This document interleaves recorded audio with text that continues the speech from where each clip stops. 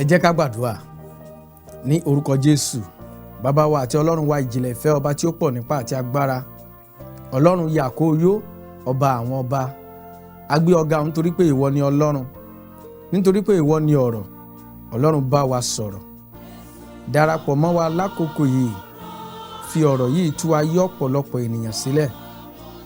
Jẹ́ kí ọ̀rọ̀ rẹ jẹ́ kí ó jẹ́ ìmọ́lẹ̀ fún wa, jẹ́ kí ọ̀rọ̀ rẹ jẹ́ kí ó dá wa láre, kí a lè máa gbé ọ̀gá, kí gbogbo ògo kí ó jẹ́ tìrẹ, ní orúkọ ńlá Jésù Kristi Olúwa àti Olùgbàlà wa. Àmín. Àyànfẹ́, ẹ káàbọ̀ sí abala ìrere lórí ètò ẹ̀kọ́ ọjọ́ ìsinmi. Lónìí, a ó tún tẹ̀síwájú láti tún gbára wa níyànjú nínú ọ̀rọ̀ Ọlọ́run gẹ́gẹ́ bí Kìrìsìtẹ́nì. Nínú ìwé Fílípì orí 1 ẹsẹ̀ 6, ó ní ohun kan yìí sáà dá mi lójú pé ẹni tí ó bẹ̀rẹ̀ iṣẹ́ rere nínú yín yóò ṣe àṣepé rẹ̀ títí fi di ọjọ́ Jésù Kristi. Mo kà á lẹ́ẹ̀kan sí. Ohun kan yìí sáà dá mi lójú pé ẹni tí ó bẹ̀rẹ̀ iṣẹ́ rere nínú yín yóò ṣe àṣepé rẹ̀ títí fi di ọjọ́ Jésù Kristi. Being confident of this very thing, that he which hath begun a good work in you will perform it until the day of Jesus Christ. Àyànfẹ́, àkòrí ọ̀rọ̀ ìyànjú tí a bára wa sọ lónìí lórí ètò ẹ̀kọ́ ọjọ́ ìsinmi lábala ìrere, òun náà ni mo pe àkòrí rẹ̀ ní ìdánilójú àṣepé, assurance of perfection. Ìdánilójú àṣepé. Bàbá màmá, ǹjẹ́ ẹ̀yin tilẹ̀ ní ìdánilójú pé àṣepé wà? Gẹ́gẹ́ bí a ti wà nínú oṣù àṣepé, oṣù keje ọdún, ẹ mọ̀ wípé méje túmọ̀ sí àṣepé. Èrèdí náà nìyí tí a fi mú ọ̀rọ̀ yìí wá sí etí ìgbọ́ yín lákòókò yìí, pé ìdánilójú àṣepé wà. Gẹ́gẹ́ bí ẹni tí ó ṣẹ̀ṣẹ̀ gbàgbọ́ tàbí ẹni tí ó tiẹ̀ ti gbàgbọ́ lọ́jọ́ tí ó ti pẹ́. Gẹ́gẹ́ bí Kìrìsìtẹ́nì, gẹ́gẹ́ bí ọmọ Ọlọ́run. Lọ́pọ̀ ọgbà náà ni àwọn ènìyàn máa ń sọ wípé kò sí bá a ṣe lè máa rìn tí orí yìí ò ní mì. Àwọn ènìyàn ká tiẹ̀ mọ́ sọ wípé ǹjẹ́ ó ṣeé ṣe kí ènìyàn kan ó pé. Àwọn ká tiẹ̀ mọ́ sọ wípé kò sí ẹnìkan tí ó pé. Lọ́pọ̀ ọgbà gan ni wọ́n máa lọ sínú ẹsẹ̀ ọ̀rọ̀ Ọlọ́run níbi tí arákùnrin ti pe Jésù ní ẹni rere, tí Jésù sì fún lésì wípé ẹni rere kan ò sí bí kò ṣe bàbá mi tí ń bẹ ní òkè ọ̀run. Ẹni rere kan ò sí bí kò ṣe Ọlọ́run ẹlẹ́dàá. Ẹni rere kan ò sí bí kò ṣe ẹni tí ó ṣẹ̀dá wa. Àmọ́ síbẹ̀, ọ̀rọ̀ Ọlọ́run wá fi ń yé wa wípé kí àwa kí ó pé bí bàbá wa tí ń bẹ ní ọ̀run bóun náà ti pé. Bí ẹ jẹ́ ká lọ sínú ìwé ìrere Matthew orí 5, Matthew chapter 5 verse 48. Léléyìí tí ó mú ìbéèrè wá pé ta ni ó yẹ kó pé? Àyànfẹ́, bí a bá ń sọ̀rọ̀ nípa pípé tí a sì ń sọ̀rọ̀ nípa ìdánilójú rẹ̀, Matthew chapter 5 verse 48, ó ní nítorí náà kí ẹ̀yin kí ó pé bí baba yín tí ń bẹ ní ọ̀run ti pé. Be ye therefore perfect even as your Father which is in heaven is perfect. Nítorí náà kí ẹ̀yin kí ó pé bí baba yín tí ń bẹ ní ọ̀run ti pé. Gẹ́gẹ́ bí Ọlọ́run tí ó dá wa, gẹ́gẹ́ bí ẹlẹ́dàá, ẹni tí àwa padà gba agbára ìsọdọmọ nípasẹ̀ Jésù Kristi ọmọ bíbí rẹ̀ kan ṣoṣo. Nípasẹ̀ èyí náà ni àwa náà gbà di ọmọ Ọlọ́run. Ìwé mímọ́ wa ń sọ fún wa ní àyè pé àwa náà gbọ́dọ̀ jẹ́ ẹni pípé gẹ́gẹ́ bí bàbá wa yìí, gẹ́gẹ́ bí Ọlọ́run Yahweh yìí, Ọlọ́run gbogbo ẹran ara, Ọlọ́run tó ṣẹ̀dá ayé àti ọ̀run, gẹ́gẹ́ bóun pẹ̀lú ṣe pé nínú ìwà, nínú ìṣe, nínú ohun gbogbo. Ọ̀rọ̀ Ọlọ́run wá ń jáde sí wa, eléyìí tí Jésù tìkára rẹ̀ sọ fún wa nínú ìwé Mátíù orí 5 ẹsẹ̀ kejìdínláàádọ́ta. The Gospel according to St. Matthew chapter 5 verse 48. Nítorí náà kí ẹ̀yin kí ó pé bí baba yín tí ń bẹ ní ọ̀run bí òun pẹ̀lú ti pé. Ye therefore perfect even as your Father which is in heaven is perfect. Eléyìí ni ó wá jẹ́ kí a mọ̀ wípé ló fún wa ní ìdáhùn sí ìbéèrè pé ta ni ẹni tó pé àti pé ta ni aláṣẹ pé. Ní ìsinyìí ta ti mọ̀ wípé bàbá wa tí ń bẹ lókè ọ̀run, Ọlọ́run ẹlẹ́dàá, bàbá Kristi Jésù Olúwa wa, ẹni tí ó jẹ́ bàbá fún àwa náà nípasẹ̀ oore ọ̀fẹ́ ìgbàlà tá a rí gbà nípasẹ̀ ọmọ bíbí rẹ̀ Jésù Kristi, ẹni tó kú lórí igi àgbélébùú. Nípa bẹ́ẹ̀ náà ni àwa náà rí agbára ìsọdọmọ gbà tí àwa pẹ̀lú sì di àtúnbí tí a lè pè wá ní àyànfẹ́. Ìwé mọ́ wípé ẹ wo irú ìfẹ́ tí bàbá fi fẹ́ wa o, tí a fi ń pè wá ní ọmọ rẹ̀. Ǹjẹ́ ẹ rántí pé ní ìbẹ̀rẹ̀ pẹ̀pẹ̀ bí bàbá òun ọmọ òun ni Ọlọ́run àti Ádámù ṣe ń ṣe nínú ọgbà kó tó di wípé alàgàtà ni ọ̀bàyéjẹ́ ni olùfisùn ni eku ẹ̀dá ọ̀dádá ìkà ni ẹni ègbé ni kó tó di wípé ó wá láti da ètò Ọlọ́run rú nínú ayé ènìyàn láti lè wá jẹ́ kí ẹni tó ti ń ṣe bí ọmọ sí bàbá tó wá di wípé ó wá kọ̀ láti pa òfin bàbá rẹ̀ mọ́, òfin tí a ti fún un tí kì í ṣe ọjọ́ kan ọjọ́ méjì mẹ́ta tí ti ń pa á mọ́ tẹ́lẹ̀tẹ́lẹ̀, ṣùgbọ́n tó jẹ́ wípé lójijì ló di wípé ọmọ wá ṣe àìgbọ́ràn sí bàbá. Àtìgbà náà ni bàbá ti fi ìbínú bọ́mọ náà wí tí a sì ti lé ọmọ jáde kúrò ní ipò ọmọ, kúrò ní ibi tí bàbá fi ọmọ rẹ̀ sí láti máa gbé ní ọgbà Édẹ́nì. Àwa lé jáde, àwa lé ènìyàn sínú ayé níbi tí a ti fìgbà kan lé èṣù sí rí. Tí ẹ bá wo ìṣẹ̀lẹ̀ tó ṣẹlẹ̀ nínú ìwé Ìfihàn orí 12 ni bẹ̀rẹ̀ láti ẹsẹ̀ 7 tó ṣàlàyé fún wa wípé ogun sì ń bẹ lọ́run níbi tí Míkáélì àti àwọn áńgẹ́lì rẹ̀ tán ti bá èṣù wọ̀yá jà, ṣùgbọ́n nígbà tó jẹ́ wípé kò sẹ́nìkan tó lè borí láàárín ikọ̀ kínní àti èkejì, àwa tarí èṣù sínú ayé. Bí ẹ bá wá wo ẹsẹ̀ ọ̀rọ̀ kan bẹ̀ nísàlẹ̀, ó ní ègbé ni fún ayé àti àwọn olùgbé inú rẹ̀ nítorí pé a ti lé olùfisùn àwọn arákùnrin lọ́run, àwa lé sínú ayé.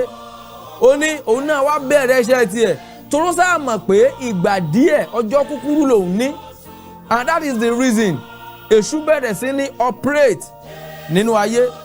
Ọ̀run tí èṣù ò jẹ́ kí wọ́n gbádùn tó ń yọ àwọn áńgẹ́lì lẹ́nu, mélòó mélòó wá ní ènìyàn ẹlẹ́ran ara, ẹni tí kì í ṣe áńgẹ́lì.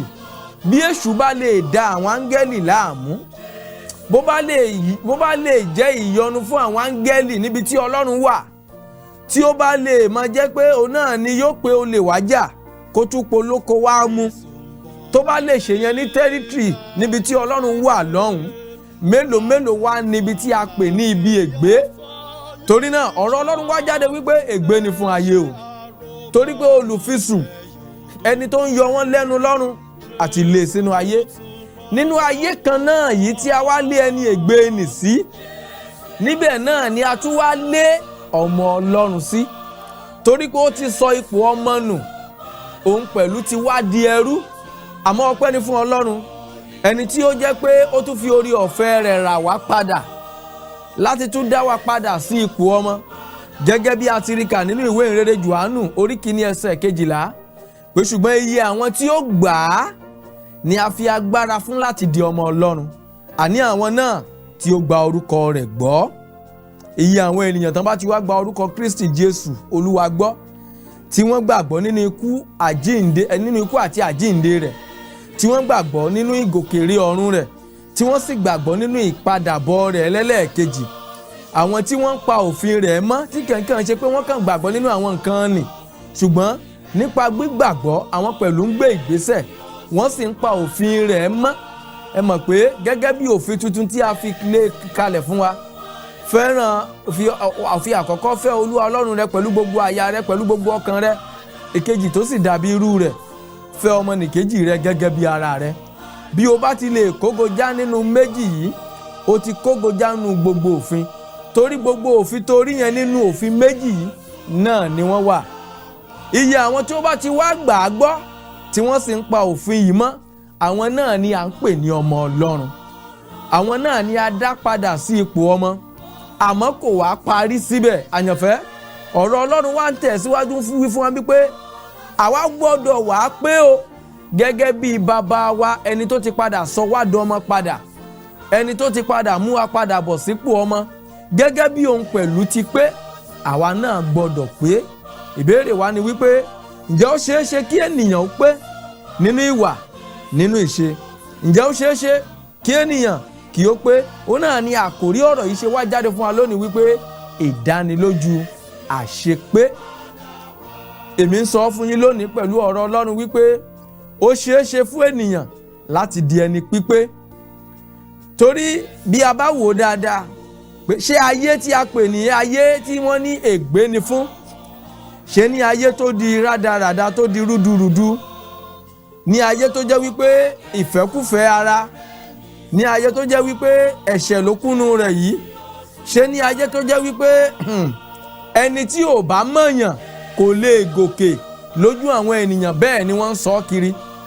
Ṣé nínú ayé tó dàbí ẹni wípé ẹni tó kàwé ò ríṣẹ́, ẹni tó tiẹ̀ ríṣẹ́ gan ò rówó oṣù gbà, nínú ayé tó dàbí ẹni wípé wàhálà, làásìgbò lóríṣiríṣi àwọn nǹkan kan nì, nínú ayé tó dàbí ẹni wípé ó ń lọ́jú pọ̀, nǹkan ìdàrúdàpọ̀ wà, ọkọ ò gbọ́ táyà, aya náà ò gbọ́ tọkọ, àwọn ọmọ ò gbọ́ tòbí, àwọn òbí gan náà wọ́n ti kùnà gẹ́gẹ́ bí òbí, ojúṣe wọn gan wọ́n ti kùnà ńbẹ̀.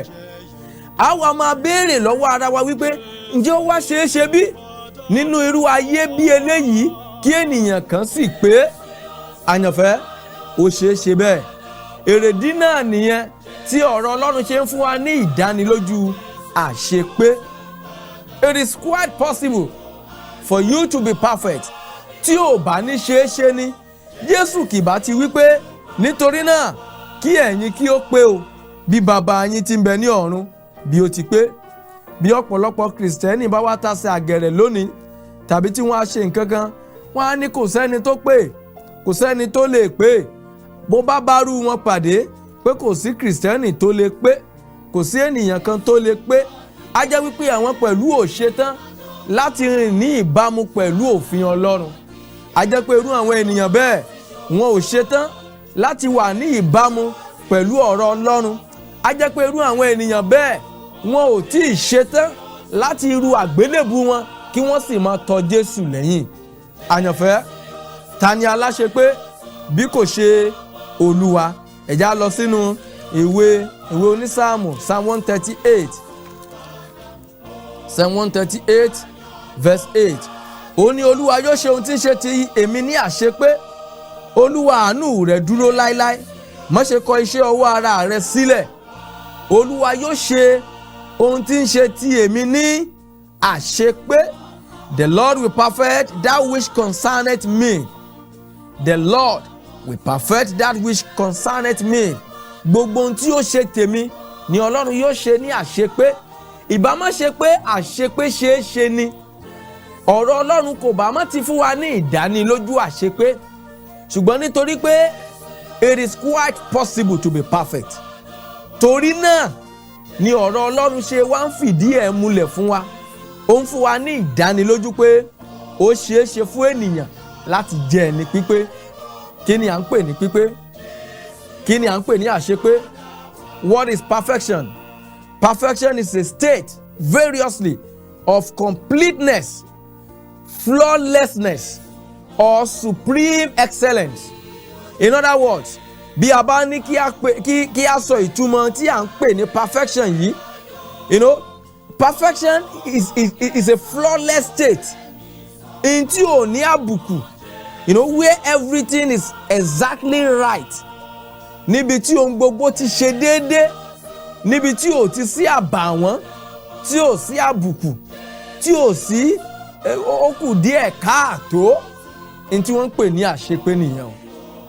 Àṣepé kò lóko méjì, àṣepé náà ni. It is perfect. When we say something is perfect, it is perfect. Àyànfẹ́, torí náà ìdánilójú àṣepé, ẹ já lọ sínú ìwé Fílípì orí kìíní ẹsẹ̀ 6 níbi tí a ti mú ọ̀rọ̀ nìwálẹ̀ kan. Ó ní ohun kankan ni ó dá òun lójú. Ìwé Fílípì orí kìíní ẹsẹ̀ 6, Philippians chapter 1 verse 6. Paul apostoli, òun ni ó kọ ìpísílù sí ará àwọn Fílípì bí. Ó wá ní ohun kan yìí sáà dá mi lójú. Mo ń sọ̀rọ̀ nípa ìdánilójú àṣepé fún yín àyànfẹ́. Ohun kan yìí sáà dá mi lójú pé ẹni tí ó bẹ̀rẹ̀ iṣẹ́ rere nínú yín yóò ṣe àṣepé rẹ̀ títí fi di ọjọ́ Jésù Kristi. Bóyá ìwọ ṣẹ̀ṣẹ̀ gbàgbọ́, bóyá ìwọ pẹ̀lú ṣẹ̀ṣẹ̀ jẹ́ born again, bóyá a ṣẹ̀ṣẹ̀ wàásù ọ̀rọ̀ Ọlọ́run fún ọ, bóyá ìwọ pẹ̀lú ó ṣe ẹ̀kántà tí wọ́n ń pè ní agbára Ọlọ́run, ó ṣe ẹ̀kántà nǹkan tí wọ́n ń pè ní ìgbàlà, ó ṣẹ̀ṣẹ̀ mọ̀ tí wọ́n ń pè ní Kristi Jésù. Àwọn nǹkan kan tó wá ń rí ní sọ̀ràndìsì àbí tó ń gbọ́ lẹ́nu ọjọ́ mẹ́ta yìí kò wá fẹ́ tẹ́ ọ lọ́rùn. Ò ń gbọ́ wípé wọ́n lẹ́nìkan ọmọ Ọlọ́run ni, wọ́n lẹ́nìkan kìrìsìtẹ́nì ni, a Christian brother, a Christian sister. Ó wá ń gbọ́ àwọn nǹkan kan tí ò betí rẹ́, ó wá ń gbọ́ àwọn nǹkan kan nípa rẹ̀ tó wá fẹ́ máa discourage faith yẹ. Ìwọ la rán mi sí lákòókò yìí o. Ìwọ tó dàbí ẹni wípé o ti sinmi lé àbò gbẹ́kẹ̀lé bàbá kan tàbí ìyá kan nínú Olúwa. O wá ti wá rí àwọn àṣìṣe rẹ̀ kọ̀ọ̀kan. Ẹni tí ìwọ pẹ̀lú ti ń wò tẹ́lẹ̀ bí àbí role model. Ẹni tó o pè ní mentor yẹ pé is my mentor. Òun ni aláwòkọ́ṣe rẹ, ẹni tó ń wá àwòkọ́ṣe rẹ̀. Jẹ́ n sọ fún ọ ni wípé ohun àkọ́kọ́ ni wípé ó jẹ́ ní tí a lè pè ní error. Ó jẹ́ àṣìṣe pátápátá kí ènìyàn ó wá rí ènìyàn ẹlẹgbẹ́ rẹ̀ pé òun gangan ni àwòkọ́ṣe tòun láti délé ológo. Bíbélì sọ wípé ẹ máa wo Jésù Kristi, olùpilẹ̀ṣẹ̀ àti aláṣepé ìgbàgbọ́ wa. That is the only person you can be looking unto. Look unto the Lord Jesus Christ, the author and the finisher of our faith. Ó ní olùpilẹ̀ṣẹ̀ àti aláṣepé ìgbàgbọ́. Àyànfẹ́, nínú Kristi ló ti lè di pípé. Ìdánilójú pípé rẹ inú Kristi Jésù ló ti lè yàn láàyò. Torí náà yóò jẹ́ nǹkan ìbànújẹ́, yóò jẹ́ àṣìṣe ńlá fún ẹnikẹ́ni láti wá sinmi lé ẹnìkan, láti sinmi lé ènìyàn ẹlẹ́ran ara. Àbí ẹ rò pé ọ̀rọ̀ Ọlọ́run ò mọ tí ń sọ ni? Ẹ rò pé Ọlọ́run ò mọ tí ń sọ kó tó lè sọ̀rọ̀ nínú ìwé wòlíì Jeremáyà wípé ègbé ni fún ẹnikẹ́ni tí ó fi ẹlẹ́ran ara ṣe ìgbẹ́kẹ̀lé. Ègbé ni fún. Torí wípé you can only tap your perfection, your completeness, your flawlessness only in Christ. Ìdánilójú àṣepé tá à ń sọ yìí, ìwọ la rán mi sí. Ọ̀rọ̀ Ọlọ́run nìkan ni ó sì lè fún ọ ní ìdánilójú náà. Kì í ṣe ènìyàn ni ó fún ọ. Àyànfẹ́, kì í ṣe wòlíì kan ni ó fún ọ ní ìdánilójú yìí. Kódà kì í ṣe èmi tí mò ń bá ọ sọ̀rọ̀ ni wọ́n fún ọ ní ìdánilójú àṣepé. Bí kò ṣe Bíbélì, ọ̀rọ̀ Ọlọ́run, èyí tí ń ṣe Kristi Jésù. Òun náà ló ń bá mi pẹ̀lú rẹ sọ̀rọ̀. Bí ó ti ń jáde sí ọ ló jáde sẹ́mi náà pé ìdánilójú àṣepé wà. Pé bí ìwọ pẹ̀lú bá forí tì í, torí pé ìbẹ̀rẹ̀ kìí ṣoníṣẹ́. Àfi àwọn tí wọ́n bá forí tì í dópin, àwọn là ó gbàlà. Quitters never win and winners never quit. Yálà eré ìje yìí ó fẹ́ dọ́run ni, o ò gbọ́dọ̀ gbọ̀jẹ̀gẹ́, o ò sì gbọ́dọ̀ gbàgbọ́ pé o ò ní èdí pípé. O gbọ́dọ̀ ní lọ́kàn pé ìdánilójú àṣepé wà. Bí Jésù bá lè ṣe àṣeyọrí, èmi pẹ̀lú náà wọ́n ṣe àṣeyọrí. bí Jésù bá lè di ẹni pípé, èmi náà ń di ẹni pípé. Tó bá jẹ́ pé ó ṣeé ṣe kí Ọlọ́run jẹ́ Ọlọ́run pípé, èmi náà gẹ́gẹ́ bí ọmọ rẹ̀ mo lè jẹ́ ọmọ Ọlọ́run pípé. Torí ó sọ nínú ìwé Mátíù ní orí 5 ẹsẹ̀ 52, ó ní torí náà ẹ jẹ́ pípé gẹ́gẹ́ bí bàbá yín tí ń bẹ ní ọ̀run ti pé. Àyànfẹ́, ẹ jẹ́ pípé. Àpẹẹrẹ àwọn ènìyàn wo ni ó pé tí a lè rí nínú Bíbélì? Ẹ jẹ́ á tọ́ka sí bíi 2 tàbí 3 ńbẹ̀. Ẹni àkọ́kọ́, ẹ jẹ́ á sọ̀rọ̀ nípa Jóòbù. Ẹ jẹ́ á lọ sínú ìwé Jóòbù orí 1 ẹsẹ̀ 8. Ìwé Jóòbù orí 1 ẹsẹ̀ 8. Olúwa sì sọ fún Sátánì pé ìwọ á kíyèsí Jóòbù ìránṣẹ́ mi pé kò sí èkejì rẹ̀ ní ayé, ọkùnrin tí ń ṣe olóòótọ́ tí ó sì dúró ṣinṣin, ẹni tí ó bẹ̀rù Ọlọ́run tí ó sì kórìíra ìwà búburú. I will read in English. Said, and the Lord said unto Satan, as thou consider my servant Job, that there is none like him in the earth, a perfect and upright man, one that feareth God and eschewed evil. A perfect and upright man. That word perfect, ẹni pípé, olóòótọ́ ènìyàn, olóòótọ́. Àwọn qualities bíi 4 tí Ọlọ́run là kalẹ̀ nípa Jóòbù yìí, pé olóòótọ́ ni, ó ní kò sí ẹnì kejì rẹ̀ ní ayé. Ní àkókò ìgbà Jóòbù kò sí ẹnìkan tó bì tiẹ̀. Bí gbogbo ènìyàn bá láwọn ò ní pé, ṣùgbọ́n a rí ẹnìkan tó yàn láti jẹ́ ẹni pípé. Gẹ́gẹ́ bí ọ̀rọ̀ Ọlọ́run tó sọ wípé ẹ̀yin ẹ ṣáà gbìyànjú láti jẹ́ pípé o, gẹ́gẹ́ bí bàbá yín tí ń bẹ ní ọ̀run ti pé. Nígbà tí àwọn ènìyàn kùnà láti di ẹni pípé, nígbà tí ó dàbí ẹni wípé òtítọ́ ṣòro láti sọ tàbí láti ṣe, ṣùgbọ́n Jóòbù yàn láti jẹ́ olóòótọ́ ènìyàn. Jóòbù yàn láti jẹ́ ẹni pípé, that he will not compromise. Ó kọ̀ láti gbọ̀jẹ̀gẹ́, whether the situation favours such or not, whether the situation wants such or not. Ṣùgbọ́n ó yàn pé èmi á jẹ́ olóòótọ́ ènìyàn. Ọlọ́run sì fi ọwọ́ rẹ̀ sọ̀yà pé kò sí ẹnì kejì rẹ̀ ní ayé. There is none. Say, have you considered that there is none like him in the earth?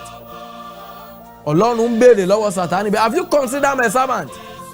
Ibẹ̀ ló ti ń bọ̀ wá nínú ayé, torí a bi í léèrè pé Olúwa sì bi Sátánì wípé níbo ni ìwọ ti ń wá? Nígbà náà ni Sátánì dá Olúwa lóhùn wípé ní ìlọsíwá sẹ́yìn lórí ilẹ̀ ayé àti ní ìrìnkèrindò nínú rẹ̀. Nígbà táwa dẹ́ṣẹ̀ kẹjọ, Olúwa sì sọ fún Sátánì pé ìwọ kò wá kíyèsí Jóòbù ìránṣẹ́ mi pé kò sí ẹnì kejì rẹ̀ ní ayé, ọkùnrin tí ṣe olóòótọ́ tó sì dúró ṣinṣin, ẹni tí ó bẹ̀rù Ọlọ́run tí ó sì kórìíra ìwà búburú. Àyànfẹ́, if you want to be perfect, you have to be a trustworthy person. O gbọ́dọ̀ dúró lórí òtítọ́, whether people want to hear it or not. Bóyá àwùjọ yẹn ti ẹ̀ fẹ́ àbí ò fẹ́, you don't have business with that àwùjọ bóyá ó fẹ́ àbí ò fẹ́. You have business with your God. You have business with the word of God that says, be thou perfect as your Father in heaven is also perfect. O gbọ́dọ̀ jẹ́ pípé gẹ́gẹ́ bí bàbá rẹ tí ń bẹ ní ọ̀run gẹ́gẹ́ bí òun ti pé. Ẹni tó ní business pẹ̀lú ẹ̀ nìyẹn. Ẹni tí ìwọ pẹ̀lú rẹ̀ tọrọ dà yín pọ̀ nìyẹn. Toró ń lò ó jíyìn fún ní ìkẹyìn. Òtítọ́ korò ní tòótọ́, ọ̀pọ̀lọpọ̀ ènìyàn wọn kì í fẹ́ gbọ́. In fact, wọ́n lè sọ ọ́ dọ̀tá. Òtítọ́ lè jẹ́ kó di ọ̀tá ọ̀pọ̀lọpọ̀ ènìyàn. Bó ìyẹn ò ní nǹkan kan ṣe o tó o bá ti di ọ̀tá Ọlọ́run. Àyànfẹ́, bí o bá rò wípé o fẹ́ tẹ́ ayé lọ́rùn, ó padà jẹ̀bi lọ́wọ́ Ọlọ́run ni. Ṣùgbọ́n bí ìwọ bá ti lè tẹ́ Ọlọ́run ẹlẹ́dàá rẹ lọ́rùn, bí ayé ò tiẹ̀ fẹ́ bẹ́ẹ̀, ó kúkú kù sáwọn lọ́wọ́. Ṣùgbọ́n o mọ̀ pé ẹni tó jíyìn fún ní ìkẹyìn, bóun pẹ̀lú bá ti certify yẹ pé eléyìí olóòótọ́ ènìyàn ni, ló bá tán.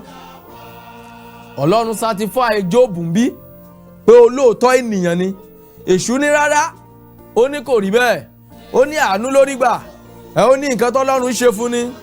Tí èṣù ló ń sọ yẹn, Sátánì ń sọ tiẹ̀ nìyẹn. Torí náà ó béèrè láti dán Jóòbù wò, Ọlọ́run fún láàyè, ṣùgbọ́n Ọlọ́run tó mọ Jóòbù, ẹni tí ó ti try Jóòbù ní gbogbo ọ̀nà, ó tún yọ̀ǹda rẹ̀ fún ìdánwò tó lágbára.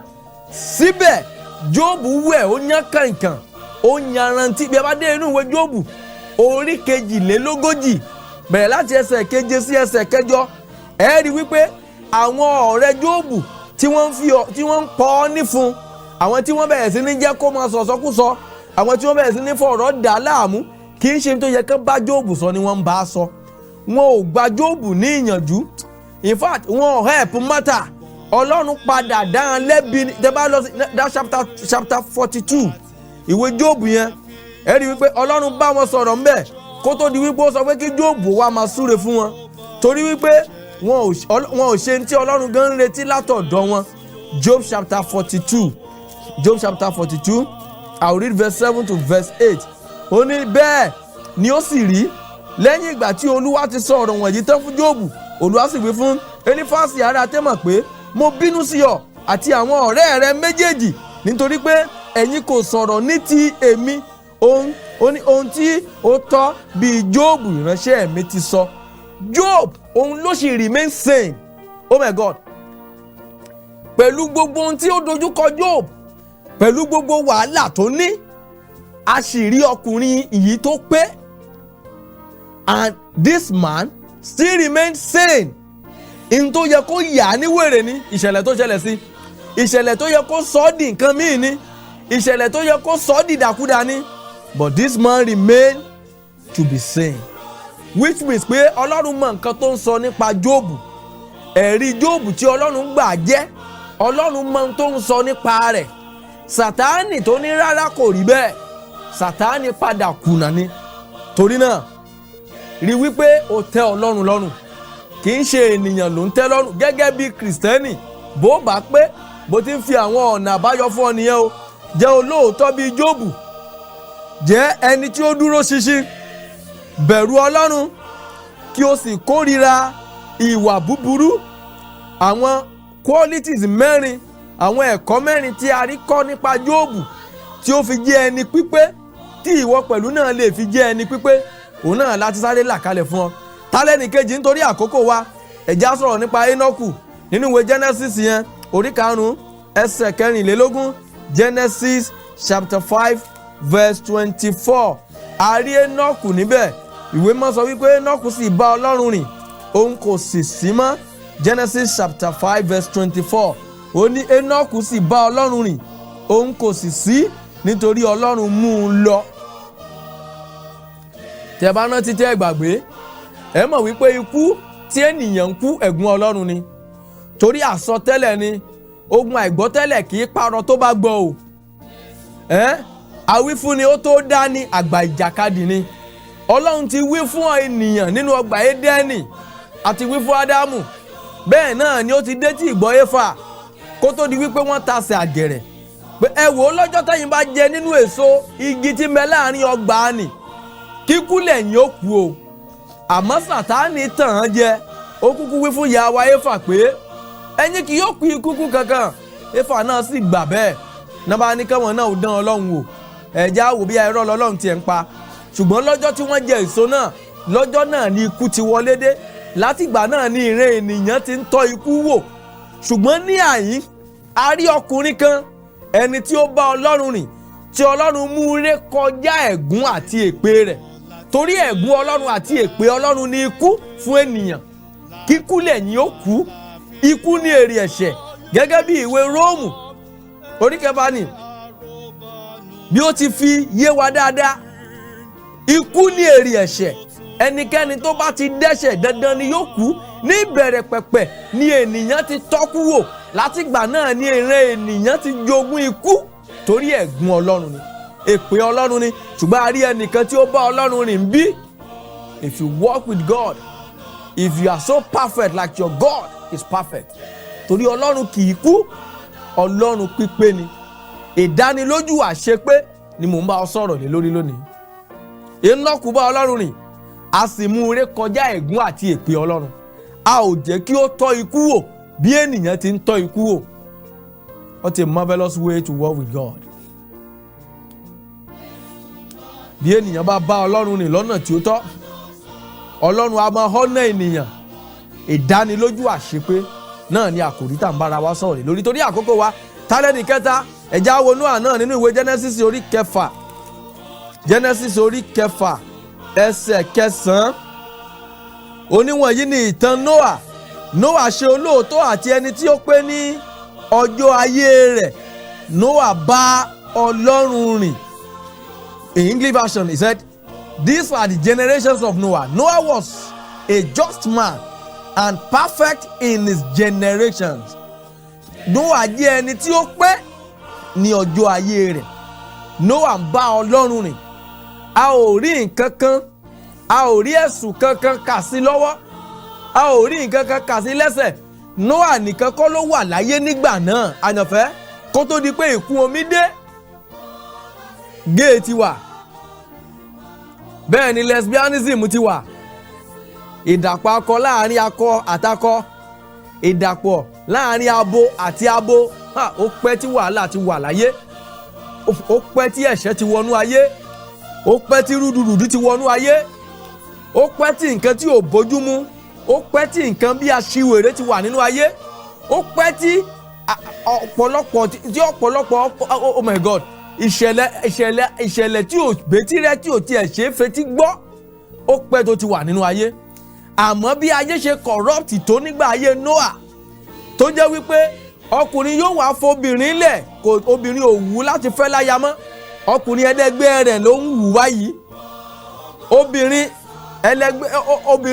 kò tiẹ̀ wá wù kó lọ́kọ mọ́ tiẹ̀, obìnrin ẹlẹgbẹ́ tiẹ̀ òun náà ló pé. Mi ò mọ bí ń rìn dé, mi ò mọ bí èṣù ṣe wọnú ayé ọ̀pọ̀lọpọ̀, mi ò mọ bí ayé ọ̀pọ̀lọpọ̀ ṣe wá di wípé èṣù ló wá bẹ̀rẹ̀ sí ní control wọn, tí ó di wípé wọ́n ń ṣe tó wù wọ́n.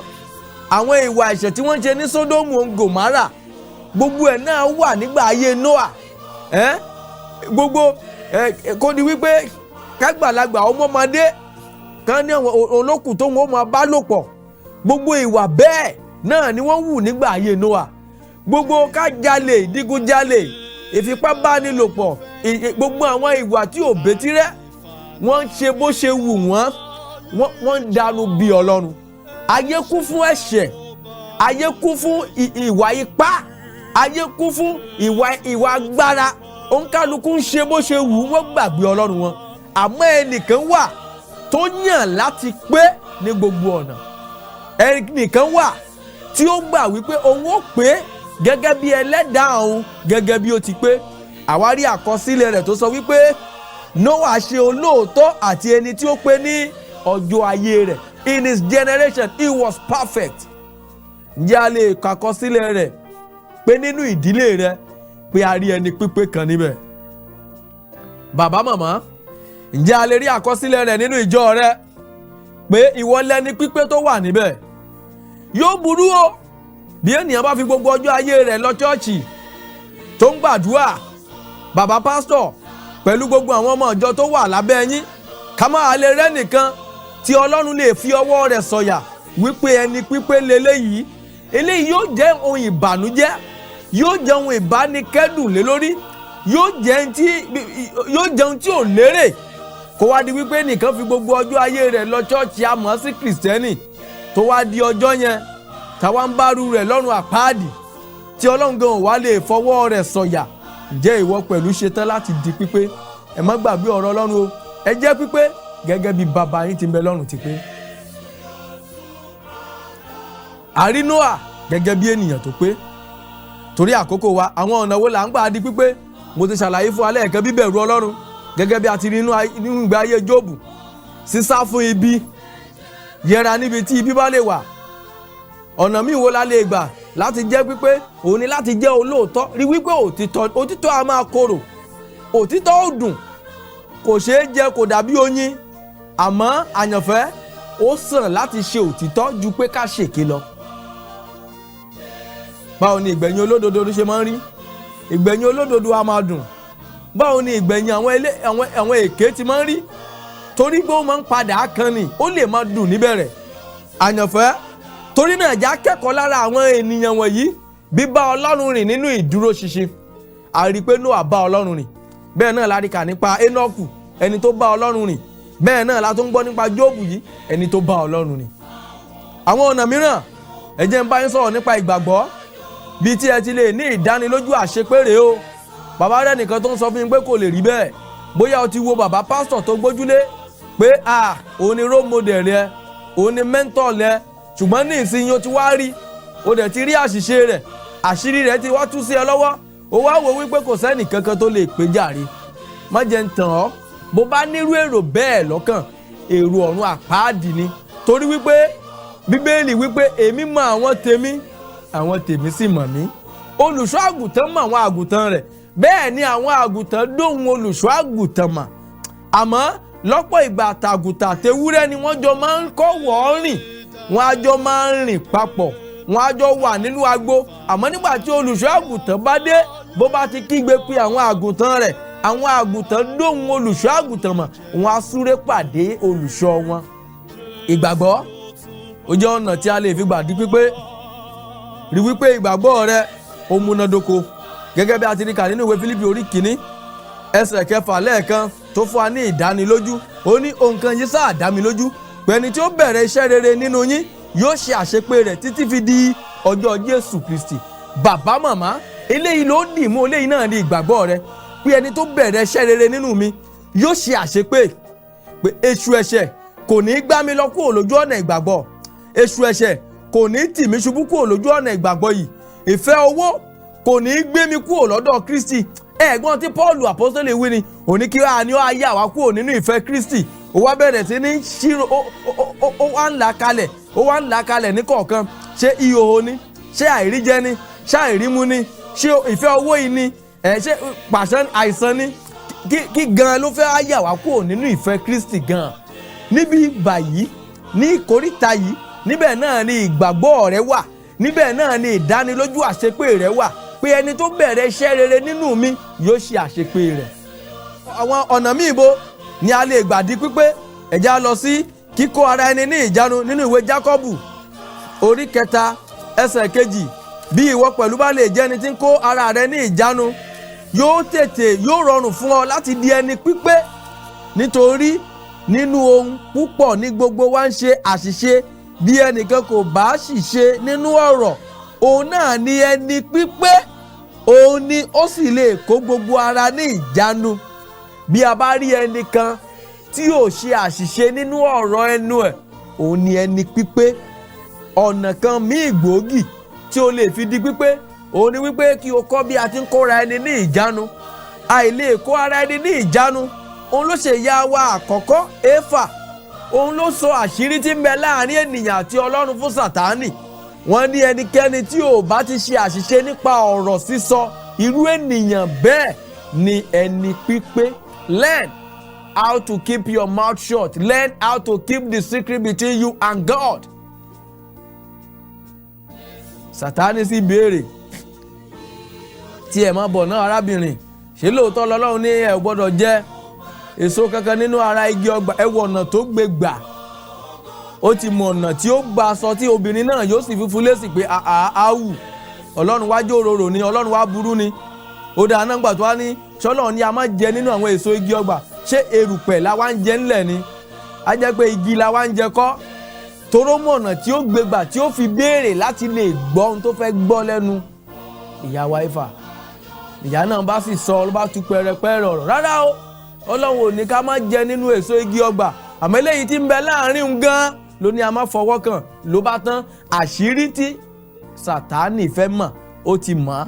Ibi tó fẹ́ gbà wọlé, ó ti gbà wọlé ná. Ẹ kọ́ bí a ti ń kóra ẹni ní ìjánu. Ẹnikẹ́ni tí ò bá ti ṣàṣìṣe nínú ọ̀rọ̀ sísọ, irú ẹni bẹ́ẹ̀ lẹni pípé, gẹ́gẹ́ bí ìwé Jákọ́bù bí ó ti fi yé wa níbí. Ìwé Jákọ́bù orí 3 ẹsẹ̀ 2. Àyànfẹ́, ọ̀nà kẹta míì tí wọ́n tún là kalẹ̀ yàtọ̀ sí mẹ́rin tí mo ti mú fún wa nínú ìgbé ayé Jóòbù wa, òun ni wípé títẹ̀lé òfin Olúwa tí ó pé. Kí ni òfin Olúwa tí ó pé yìí? Òun ni wípé gbígbé ìgbé ayé ìwà mímọ́, òdodo àti òtítọ́, holiness, righteousness and truth. Bó o la ṣe wá lè rí, ẹja lọ sínú ìwé Léfítíkù orí 9 ẹsẹ̀ 2 sí ẹsẹ̀ 4 Leviticus chapter 19 ó ní sọ fún gbogbo ìjọ àwọn ọmọ Ísírẹ́lì kí ó sì wí fún wọn pé kí ẹ̀yin kí ó jẹ́ mímọ́ o nítorí pé èmi Olúwa Ọlọ́run yín jẹ́ mímọ́, kí olúkúlùkù yín kí ó bẹ̀rù ìyá rẹ̀ àti bàbá rẹ̀ kí ó sì máa pa ọjọ́ ìsinmi mi mọ́. Èmi ni Olúwa Ọlọ́run yín. Ẹ má ṣe yí padà sí ère, bẹ́ẹ̀ ni kí ẹ̀yin má ṣe òrìṣà dídá fún ara yín. Èmi ni Olúwa Ọlọ́run yín. Praise the Lord. Ní àyín Ọlọ́run ló ń pa á láṣẹ, ó ń sọ fún Mósè pé kí ó pa á láṣẹ o fún àwọn ọmọ Ísírẹ́lì pé kí wọn kí ó jẹ́ mímọ́, nítorí pé Ọlọ́run gangan fún ara rẹ̀, Olúwa Ọlọ́run mi rẹ̀ yìí mímọ́ ni o. Torí náà a gbọ́dọ̀ jẹ́ mímọ́. Ó wá ní kí olúkúlùkù wa kí a wá bẹ̀rù bàbá òun ìyá wa. Ọ̀pọ̀lọpọ̀ ọmọ báyìí ló jẹ́ wípé látara àwọn òbí ẹ̀ lòun pẹ̀lú náà ti máa di èrò ọ̀run àpáàdì, torí kò mọ bí a ti ń bọ̀wọ̀ fún bàbá òun ìyá ẹni. Eléyìí àkọ́kọ́. Ẹlẹ́ẹ̀kejì, learn how to keep the Sabbath day. Ó ní a gbọ́dọ̀ ya ọjọ́ ìsinmi sí mímọ́. Èèyàn mélòó ló ti lọ chọ́ọ̀chì lónìí? Ṣé kìí ṣe pé aṣọ lẹ́yìn fọ̀ nílé ti yín? Ẹ sì fẹ́ pé nígbà tí ìwé mọ́ sọ wípé a kò gbọ́dọ̀ kọ ìpéjọpọ̀ ara wa sílẹ̀, a má ṣe kọ ìpéjọpọ̀ ara wa sílẹ̀. Àyànfẹ́, níbo ló ti gbọ́ ọ̀rọ̀ Ọlọ́run? Níbo ló ti kẹ́kọ̀ọ́ ọ̀rọ̀ Ọlọ́run? Níbo ló ti ráyè gbàdúrà pẹ̀lú àwọn ará? Ṣé kìí ṣe nínú ìjọ yìí náà ni? Àmọ́ nínú ìjọ yìí náà ló ráyè láti lọ. Ọjọ́ ìsinmi náà ló kọ̀ láti yà sí mímọ́. Ó sì ló fẹ́ pé nínú ọjọ́ ìsinmi yìí níbẹ̀ ni ìdánilójú pípé wa wà. Nínú bíbọ̀wọ̀ fún àwọn òbí wa yìí, níbẹ̀ náà ni ìdánilójú pípé yìí wà. Níbẹ̀ ni ìdánilójú láti lè jẹ́ mímọ́, the holiness, the life of holiness. Ó wá tẹ̀síwájú mẹ́ pé kí a má ṣe yí padà sí ère, bẹ́ẹ̀ ni kí ẹ̀yin kí ó má ṣe òrìṣà dídá fún ara yín. Kí lòrìṣà tiẹ̀? Ibi okòwò rẹ mọ̀ lòrìṣà rẹ̀. Gbogbo ohun tí ò bá ti jẹ́ o ráyè sí Ọlọ́run òrìṣà mọ̀ ni. Gbogbo ohun tí ò bá ti jẹ́ kó o ní táìmù fún Ọlọ́run òrìṣà mọ̀ ni. Bóyá ọmọ tiẹ̀ ni ò jẹ́ o ní táìmù fún Ọlọ́run, ó ti dòòṣà. Bóyá ìyàwó tiẹ̀ ni ò jẹ́ o ní táìmù fún Ọlọ́run, òrìṣà ni. Bóyá bísínẹ̀sì tiẹ̀ yẹn ni mi ò lè ṣaláì má dé ṣọ́ọ̀bù. Ẹ wo ọjọ́ Sunday lọ́jà máa ń tà jù, mi ò lè lọ chọ́ọ̀chì lónìí, mo fẹ́ lọ rè tajà.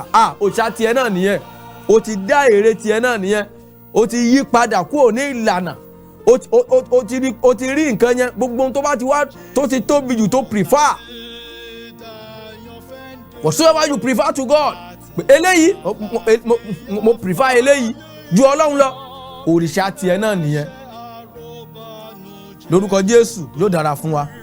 Àwọn ìlànà míì tí a lè ẹja wo ìwé Sáàmù, Psalm 19 verse 7. Òfin Olúwa pé ó ń yí ọkàn padà, ẹ̀rí Olúwa dáni lójú, ó ń sọ òpè di ọlọ́gbọ́n. Títẹ̀lé òfin Olúwa tí ó pé is the best way to become a perfect Christian. Is the best way to become a perfect being. Láti di ẹni pípé tá à ń sọ̀rọ̀ nípa rẹ̀ gẹ́gẹ́ bí àkòrí tí a pè ní ìdánilójú àṣepé. Bó o lè nìyẹn ṣe lè di pípé bí o bá ti lè tẹ̀lé òfin Olúwa. Ọ̀rọ̀ Ọlọ́run wá ń sọ fún wa pé òfin Olúwa yìí, òfin Olúwa pé ó pé. Psalm 19 verse 7. Òfin Olúwa pé ó ń yí ọkàn padà, ẹ̀rí Olúwa dáni lójú, ó ń sọ òpè di ọlọ́gbọ́n. Ìdánilójú wà pé ènìyàn lè di ẹni pípé. Ìdánilójú àṣepé. Ìdánilójú pé ènìyàn lè di pípé. Òfin Olúwa yìí bí o bá ti tẹ̀lé ní ẹsẹ̀ 8, ó ní ìlànà Olúwa tọ́, ó mú ọkàn yọ̀. Àṣẹ Olúwa ni mímọ́, ó ń ṣe ìmọ́lẹ̀ ojú. Verse 9 ó ní ẹ̀rù Olúwa mọ́, ó wà títí láé. Ìdájọ́ Olúwa ní òtítọ́, òdodo ni gbogbo wọn. The holiness, righteousness and truth à ń sọ nínú òfin Olúwa yìí ni. Bí o bá ti fẹ́ràn rẹ̀, bí o bá ṣetán láti tẹ̀lé, bí o bá ti ń ṣàmúlò rẹ̀, you will become perfect. It is the word of God that will perfect you. Ṣùgbọ́n nígbà tó o bá ti jìnnà sí tó o kà á, ẹni tí èmi téèyàn bá kà òun ni ó ṣàmúlò. nígbà tí wọn náà bá sì kà á tó ní mo kàn ká ní o èyí tó kù ò kàn mí bó ló ṣe fẹ́ pé ó kà á bẹ́ẹ̀ ló sì tẹ̀lé blessed are the doers of the word of God, not the reader or the hearer but the doer of that word. Àwọn olùṣe ọ̀rọ̀ Ọlọ́run àwọn gan ni alábùkún fún. Ẹ já lọ sínú ìwé Jákọ́bù orí kìíní ẹsẹ̀ 25. But whoso looketh into the perfect law of liberty and continueth therein, he being not a forgetful hearer but a doer of the work, this man shall be blessed in his deed. Ṣùgbọ́n ẹni tí ó bá ń wo inú òfin pípé, ṣe mọ̀ pé òfin Ọlọ́run pípé ni òfin rẹ̀. A ti kà nínú ìwé Psalm 19 verse 7-8 pé òfin Olúwa pé ó máa ń sọ òmùgọ̀ dọlọ́gbọ́n. Oh my God, ẹni tí ó bá fẹ́ gbọ́n ò lọ rè wá Bíbélì kan rà kó máa kà á kí ìwọ pẹ̀lú ó lè di ọlọ́gbọ́n, kí ìwọ pẹ̀lú lè di àyò Ọlọ́run, kí ìwọ pẹ̀lú lè di ẹni ìbùkún. Torí nípasẹ̀ òfin Ọlọ́run ni ìwọ náà lè gbà di ẹni pípé, nínú rẹ̀ ni ìdánilójú àṣepé wà. Àyànfẹ́, ó wá ní ṣùgbọ́n ẹni tí ó bá ń wo inú òfin pípé yìí o, òfin òmìnira ni, the law of liberty. Oh my God, òfin tá à ń sọ̀rọ̀ nípa rẹ̀ kìí ṣe òfin tí ń kó ṣẹ́kẹ́ṣẹkẹ̀ sẹ́sẹ̀ ènìyàn, kìí ṣe òfin tí ń kó ṣẹ́kẹ́ṣẹkẹ̀ sọ́wọ́ ènìyàn, ṣùgbọ́n òfin òmìnira. Gbàgbé tí Jésù wí pé ẹ̀yin ó mọ òtítọ́, òtítọ́ yóò sì sọ yín di òmìnira. Òtítọ́ tí Jésù ń sọ̀rọ̀ nípa rẹ̀ òun náà ni Jákọ́bù ń sọ yìí o. Ó ní ṣùgbọ́n ẹni tí ó bá ń wo inú òfin pípé, kìí ṣe òfin tí ń múni wọnú ẹ̀ṣẹ̀, kìí ṣe òfin tí ń sọni sínú ìdè, bí kò ṣe òfin tí ń fúnni ní òmìnira. Ó wá ní òfin òmìnira ni, law of liberty. Òfin fẹ́ ọmọnìkejì rẹ gẹ́gẹ́ bí ara rẹ. Then you will know peace. When you love your neighbor, your heart will be so free. Then you will have the peace. Oh my God, you will be at peace when you do good things. Tí ìwọ pẹ̀lú bá ń ṣe rere tó ò gbọ́kàn rẹ sókè sí asán. Òfin yìí òfin òmìnira ni, yóò ṣe ara rẹ lóore, yóò ṣe ọkàn rẹ lóore. Kì í ṣe wípé àfagídí ṣe wọ́n ní a ṣe bẹ́ẹ̀ tá a bá ṣe bẹ́ẹ̀ rárá. Òfin òmìnira ni, ìwọ gan ló ń ṣe lóore bí o bá lè tẹ̀lé. Fẹ́ ọmọnìkejì rẹ gẹ́gẹ́ bí ara rẹ, fi àyà rẹ àti gbogbo agbára rẹ fẹ́ Olúwa Ọlọ́run rẹ. Law of liberty, òfin òmìnira. He said, ṣùgbọ́n ẹni tí ó bá ń wo inú òfin pípé, òfin òmìnira ni, tí ó sì dúró nínú rẹ̀, tí òun kò jẹ́ olùgbọ́ tí ń gbàgbé. Àwọn olùgbọ́ wọn a máa gbàgbé. Ó ní bí kò ṣe olùṣe iṣẹ́. Ṣùgbọ́n àwọn tí wọ́n bá ń ṣe wọn, ẹni tó bá kàn gbọ́rọ̀ Ọlọ́run lè gbọ́, ó ní gbọ́rọ̀ Ọlọ́run lágbọ́nù. Ṣùgbọ́n àwọn tí wọ́n bá ṣe olùṣe iṣẹ́, ó ní Olúwa rẹ̀ jẹ́ alábùkún nínú iṣẹ́ rẹ̀. Àyànfẹ́, torí àkókò wa, ọ̀nà míì wo ni a lè gbà láti di ẹni pípé? Níbo ni ìdánilójú àṣepé wà? Ó wà nínú ní tí à ń pè ní ìfẹ́. Òmíràn nìyẹn, ìfẹ́, charity, ìfẹ́. Ẹ jẹ́ kí a wò nínú ìwé Kólósè orí 3 ẹsẹ̀ 14. Àti borí gbogbo nǹkan wọ̀nyí, ẹgbẹ́ ìfẹ́ wọ̀ tí í ṣe àmùrè ìwà pípé. In English, he said, and above all these things, put on charity, which is the bond of perfectness. Àti borí gbogbo nǹkan wọ̀nyí, èyí tí ó jẹ́ kò kárí ẹ̀.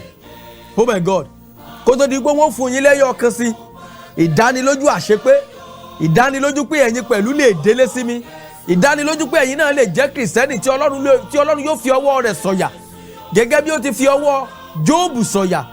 Sátánì, ǹjẹ́ o wá kíyèsí ìránṣẹ́ mi bí? Olóòótọ́ ènìyàn, ẹni tó dúró ṣinṣin, ẹni tí ó bẹ̀rù Ọlọ́run, ẹni tí ó máa ń sá fún ibi. Tí Sátánì sọ wípé kò rí bẹ́ẹ̀, ẹnu rẹ̀ tiẹ̀ wá ń kọ́lẹ̀. Ṣùgbọ́n síbẹ̀ nítorí Ọlọ́run fẹ́ fàyọ, Ọlọ́run máa fàyọ. Pẹ̀lú gbogbo ìṣẹ̀lẹ̀ tó ṣẹlẹ̀ nínú ìwé Jóòbù láti orí 1 títí dé orí 42, Ọlọ́run fìdí ọ̀rọ̀ rẹ̀ múlẹ̀ pé olóòótọ́ ènìyàn ni, bẹ́ẹ̀ sì ló rí títí dé òpin, pé olùfọkànsìn ni, ẹni dúdúró ṣinṣin ni, bẹ́ẹ̀ ló rí títí dé òpin. Bí Ọlọ́run ṣe tún fi ọwọ́ Énọ́kù sọ̀yà tí Énọ́kù bá rìn tọ́lọ́run sì jẹ́ tó gbé eré kọjá ègún àti èpè rẹ̀, oh my God, pé eléyìí ò ní rí ikú, eléyìí ò ní tọ́ ikú wò, tí Ọlọ́run tún lè fi ọwọ́ Nóà sọ̀yà pé bí ayé ti bàjẹ́ tó nígbà náà, bí àwọn ènìyàn ti hùwà agbára tó, bí wọ́n ti hùwà ipá tó, bí àwọn kan ti gbàgbé ẹlẹ́dàá wọn tó tán sọ pé bó ṣe wù wọ́n làwọn ó máa ṣe, ṣùgbọ́n a rí Nóà fàyọ láàrin wọn, ẹni pípé. Ǹjẹ́ Ọlọ́run lè fi ọwọ́ tiwọn náà sọ̀yà bẹ́ẹ̀? Ǹjẹ́ a lè rí ẹnìkan lórílẹ̀‐èdè Nàìjíríà tí Ọlọ́run ó sọ wípé ẹni pípé leléyìí, ẹni dídúró ṣinṣin, ẹni bí ọkàn mi, gẹ́gẹ́ bí Ọlọ́run ti lè, oh my God, ǹjẹ́ Ọlọ́run lè gba ẹ̀rí rẹ jẹ́? Eléyìí ni àkórí ọ̀rọ̀ tí a fi rán mi sí ọ lónìí o, pé ìdánilójú àṣepé. Bí circumstances bá ń sọ fún ẹ pé kò ṣeé ṣe kí ènìyàn ó pé, nígbà tí àwọn situation, àwọn ìṣẹ̀lẹ̀ tó ń ṣẹlẹ̀ lọ́wọ́ lórílẹ̀‐èdè yìí, pàápàá jùlọ ní Christendom, tó lè fẹ́ máa dẹ́rù bà ọ́, tó lè fẹ́ jẹ́ kí ìgbàgbọ́ rẹ ó fẹ́ máa mẹ́hẹ, tàbí tó lè fẹ́ jẹ́ kó o máa mikàn, àbí tó lè jẹ́ kó o máa ní second thought pé ǹjẹ́ ó tiẹ̀ ṣeé ṣe kéèyàn pé báyìí, ẹ̀bí broda lágbájá bá lè dẹ́rù èyí wò, ẹ̀bí pastor lágbájá bá lè sọ pé wọ́n ṣe irú eléyìí, tí wọ́n bá lè sọ pé wòlíì kan báyìí ìwà báyìí mọ̀ ni wọ́n bá lọ́wọ́ rẹ̀, ẹ̀bí àṣírí mọ̀mọ́ wòlíì yẹn bá lè tú bí eléyìí, tó bá jẹ́ wípé màmá tá à ń wò wípé òun gan ni Maria, tó wá lè jẹ́ pé ògbólógbò ẹlẹ́gbẹ́ òkùnkùn ni, tó wá di wípé ó bẹ̀rẹ̀ sí ní ká bòròbòrò lẹ́nu pé tàwa ló kù, tàwa ló fẹ́ pé báyìí, tàwa lè yan re báyìí, tàwa ni kìrìsìtẹ́nì tòótọ́. Àrán mi sí ọ wípé ìwọ lè jẹ́ ẹni pípé náà. Àní ìdánilójú wà wípé ẹni tó pé wa o. Àwọn kan wà tí Ọlọ́run fi ọwọ́ wọn sọ̀yà nígbà tí Èlíjà rò wípé kò tiẹ̀ sí wòlíì láyé mọ́. Ó tiẹ̀ ń sọ fún Ọlọ́run wípé wo láàrin gbogbo àwọn wòlíì tó wà láyé, èmi nìkan lèmi kù, ara rẹ̀ nìkan ló mọ̀ pé kò mọ̀ sí wòlíì mọ́. Gbogbo àwọn tó kù mọ̀ ti di wòlíì Báálì tán, Jésíbẹ́lì mọ̀ ti sọ wọ́n dìdàkudà, wọ́n mọ̀ ti pa ọ̀pọ̀lọpọ̀.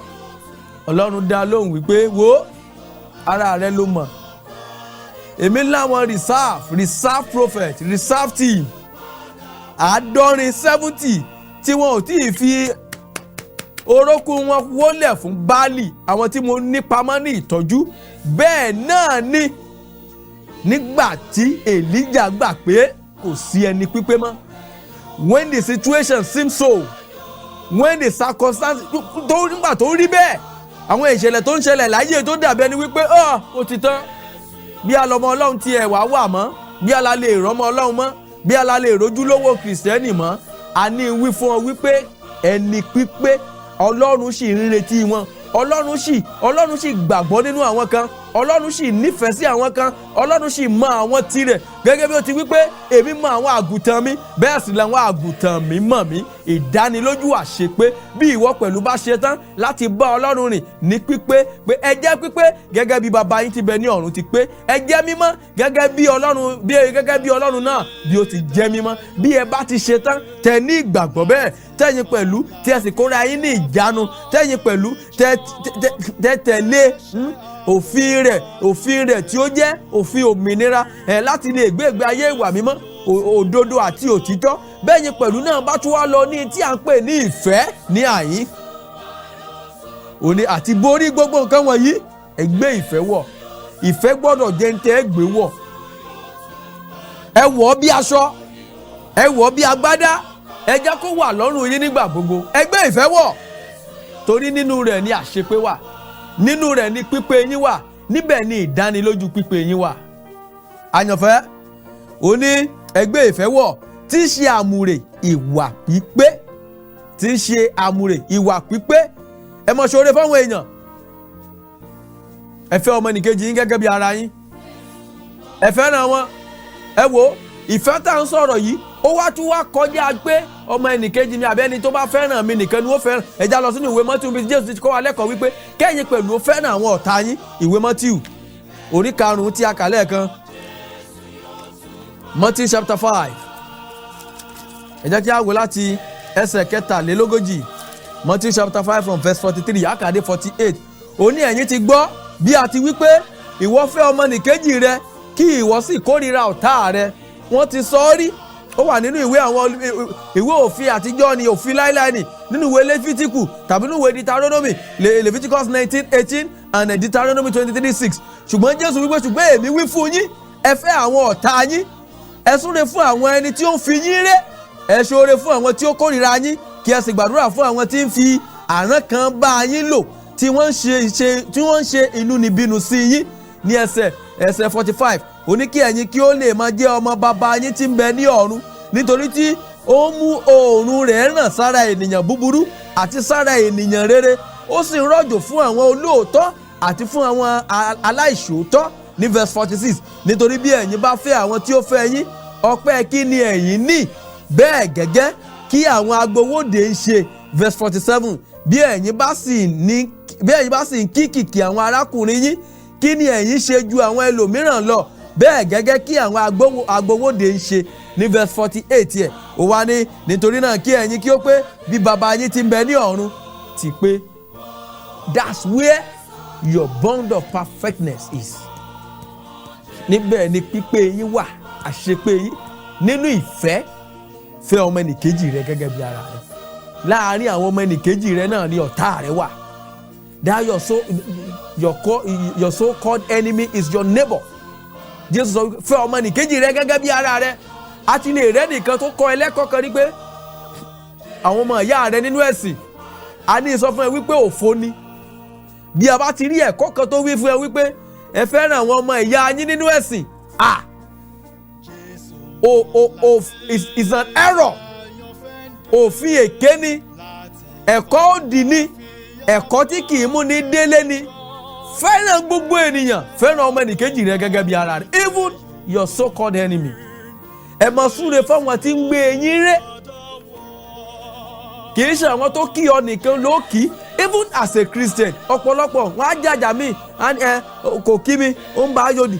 Gẹ́gẹ́ bí Kristẹni, ó tiẹ̀ gbọ́dọ̀ retí pé àwọn ni ó kọ́kọ́ kí, ìwọ ló kọ́kọ́ gbọ́dọ̀ kí ènìyàn. As a good Christian, gẹ́gẹ́ bí Kristẹni tòótọ́, you must be the first person to greet.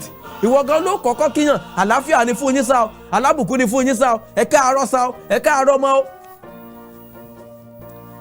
Ìwọ ló kọ́kọ́ gbọ́dọ̀ kí, ó gbọ́dọ̀ mọ retí ká kọ́kọ́ kí ọ rárá o. Torí pẹ̀lú ìwà ìrẹ̀lẹ̀ Jésù, bí Jésù ti be the first person to greet. Kí gbogbo ènìyàn, ó wá ní eléyìí kì í ṣe ọmọ ẹ̀sìn mi, kì í ṣe ẹlẹ́sìn mi, kì í ṣe ọmọ ìyá mi nínú ẹ̀sìn. Ó lọ́mọ ìyá nínú ẹ̀sìn. Even Christianity, it is never a religion. Kì í ṣe ẹ̀sìn, bí kò ṣe ìgbé ayé bíi Kristi, bí kò ṣe ìgbé ayé àwọn tí ó wu Ọlọ́run, bí kò ṣe ìgbé ayé àwọn tí wọ́n lọ sí ìjọba ọ̀run.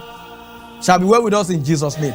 Eléyìí tí ó kásẹ̀ rẹ̀ ńlẹ̀, òun náà ni mo pè ní oore ọ̀fẹ́. Oore ọ̀fẹ́ láti lè di pípé. Àyànfẹ́, ìwọ pẹ̀lú lè máa gbàdúrà fún, ó lè bẹ̀bẹ̀ fún oore ọ̀fẹ́ láti di ẹni pípé. Ẹ já lọ sínú ìwé Kọ́ríńtì kejì, 2 Corinthians chapter 12 verse 9. Òun sì wí fún mi pé oore ọ̀fẹ́ mi tó fún ọ, nítorí pé aṣọ agbára mi di pípé nínú àìlera. Nítorí náà tayọ̀tayọ̀ ni èmi ó kúkú máa ṣògo nínú àìlera mi, kí agbára Kristi kí ó lè máa gbé inú mi. And he said unto me, my grace is sufficient for thee, for my strength is made perfect in weakness. Most gladly therefore will I rather glory in my infirmities, that the power of Christ may rest upon me. Oore ọ̀fẹ́ Kristi ó tó fún ọ láti di èèyàn pípé. Oore ọ̀fẹ́ Kristi ó tó láti sọ mí di pípé.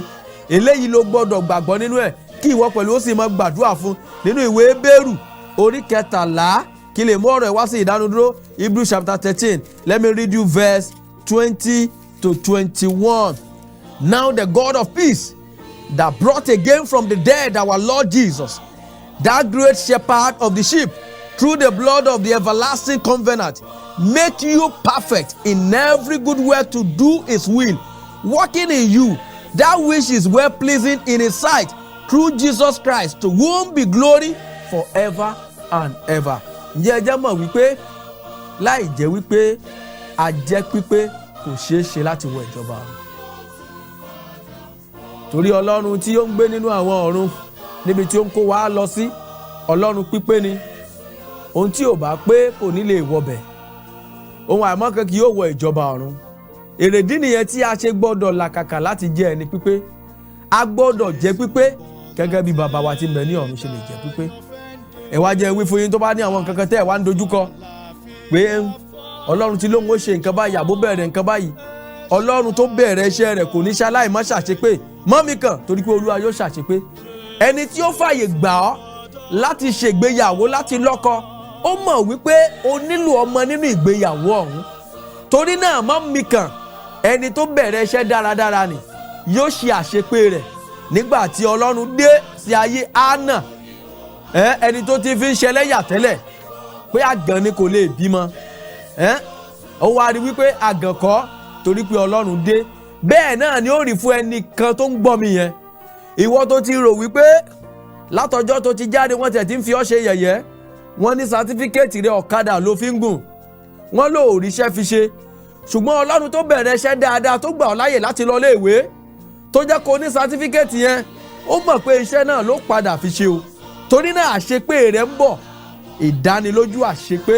Ọlọ́run tó mú ọ rìnrìn àjò yẹn bọ̀, ó mọ ibi tó mú ẹ lọ, mọ bí ó ti mú Jósẹ́fù kúò, wo bó ṣe rìnrìn alágbára yẹn, wo bó ṣe rìnrìn ọjọ́ pípẹ́ yẹn, ṣùgbọ́n nígbà tó yá a ṣe àṣeparí iṣẹ́ rẹ̀. Ó ní ìdánilójú pé àṣepé ń bọ̀.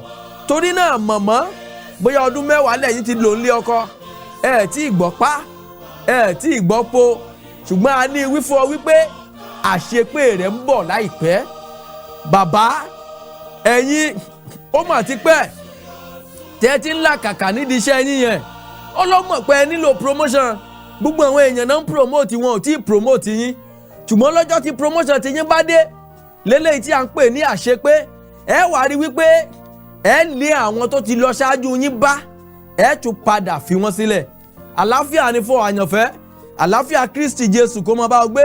Lákòókò yìí gbọ́wọ́ rẹ ló ka àyà rẹ, sọ pé Jésù Olúwa, mo nílò ìdánilójú àṣepé yìí. Mo fẹ́ kí o ràn mí lọ́wọ́ láti di ẹni pípé, àti pé iṣẹ́ rere tó bẹ̀rẹ̀ nínú mi, Olúwa wá ṣàṣeparí rẹ̀, Olúwa wá ṣàṣeparí rẹ̀. Bí ìwọ pẹ̀lú bá rádùá yẹn gbà, mò ń kí ẹ kú oríire o. Sọ fún Jésù Olúwa wípé wá gbọ́kàn mi là lónìí, sọ ọkàn mi di mímọ́, fún mi ní ẹ̀mí mímọ́ rẹ̀, kọrúkọ mi sínú ìwé ìyè, sọ mí di tìrẹ, jẹ́ kí iṣẹ́ àṣepé, iṣẹ́ rere tó bẹ̀rẹ̀ jẹ́ Ọlọ́run wá ṣàṣepé rẹ̀ láyé mi, ní orúkọ ńlá Jésù Kristi Olúwa àti Olùgbàlà wa, àmín. Àyànfẹ́, bí omi rẹ bá ti wà níwájú rẹ lákòókò, jẹ́ n súre fún ọ. Bàbá wa nínú àwọn ọ̀run o, arúgbó ọjọ́, ọba tárúgbó sọdọ̀lẹ, Ọlọ́run Yàkóyó, Ọlọ́run Yahweh, agbé ọ̀gá gba ọpẹ́ wa. Mo súre fún àwọn ènìyàn wọ̀nyí, gbogbo ibi tí ó ti dàbí ẹni wípé nǹkan mẹ́hẹ, níbi tí ayé wọn ti nílò àṣepé, torí pé ìwọ ni Ọlọ́run àṣepé, ó yá ṣàṣepé iṣẹ́ náà. Àgàn yẹn, àṣepé tí ó sọ ọ́ dọlọ́mọdà, lórúkọ Jésù Kristi ti Násárẹ́tì lọ́wọ́lọ́wọ́, ó yá lọ di ọlọ́mọ. Ìwọ tí ayé ń bú pé ò níṣẹ́, kí ọ̀sẹ̀ yìí tí a wà nínú rẹ̀ kó tó parí, ìyanu tí ó mú iṣẹ́ rere wù jáde fún ọ, àṣepé iṣẹ́ ìyanu náà lórúkọ Jésù kó tẹ̀ ọ́ lọ́wọ́. Mo gbàdúrà fún bàbá yẹn, èyí tí wọ́n sọ ní wípé àìsàn yẹn ni yóò pa yín, ṣùgbọ́n èmi gbàdúrà gẹ́gẹ́ bí ikọ̀ àti ìríjú Ọlọ́run wípé yíyè lẹ́yìn ó yè, torí akọ̀wé rẹ̀ wípé olódodo yóò yè nípa ìgbàgbọ́.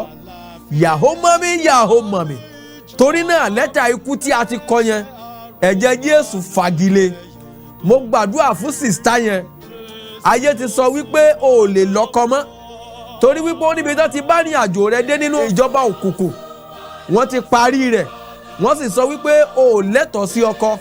Ṣùgbọ́n gẹ́gẹ́ bí ikọ̀ àti ìríjú Ọlọ́run Elédùmarè, mo gbàdúrà fún ọ lónìí, májẹ̀mú yẹn ẹ̀jẹ̀ Jésù ó bàjẹ́.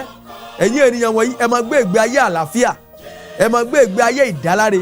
Iléeṣẹ́ yìí kó máa tẹ̀síwájú, orílẹ̀-èdè yìí ìmísí Ọlọ́run kó wọbẹ̀ wá, ọwọ́ Ọlọ́run ọ̀gá ògo kó wà lára yín, ọwọ́ Ọlọ́run ọ̀gá ògo kó wà lára yín. Ọ̀sẹ̀ tuntun yìí lórúkọ Jésù, àtẹ̀mí àtẹ̀yìn, ibi ò ní jálù wá, bẹ́ẹ̀ ni ó rí o, ní orúkọ ńlá Jésù Kristi Olúwa àti Olùgbàlà wa, àmín, àmín, àmín lórúkọ Jésù. Adúpẹ́ lọ́wọ́ gbogbo ẹ̀yin tí ẹ máa ń pè wá lórí ètò yìí, adúpẹ́ lọ́wọ́ gbogbo ẹ̀yin tí ẹ máa ń fi mẹ́sẹ̀gì náà ránṣẹ́, gbogbo yín pátá náà ni à ń dúpẹ́ lọ́wọ́ rẹ̀. Títí di ọjọ́ mẹ́jọ tá ó tún mọ pàdé, orúkọ mi ò yí padà, Ben Olúwakíyẹyè, èmi náà ni ajínrere àti atọ́kùn ètò ẹ kú ọjọ́ ìsinmi. Bí Jésù kò bá tí ì dé títí ọjọ́ mẹ́jọ náà látún mọ pàdé, ẹ máa gbé ìgbé ayé àlàáfíà, ẹ máa ṣoore fún àwọn ènìyàn, ẹ nífẹ̀ẹ́ ọmọnìkejì yín gẹ́gẹ́ bí ara yín, ẹ máa súre fún àwọn ọ̀tá yín gan pẹ̀lú, ẹ má bínú, ẹ má bẹ ẹnikẹ́ni jà, ẹ máa gbé ìgbé ayé àlàáfíà títí dìgbà náà. Ire o.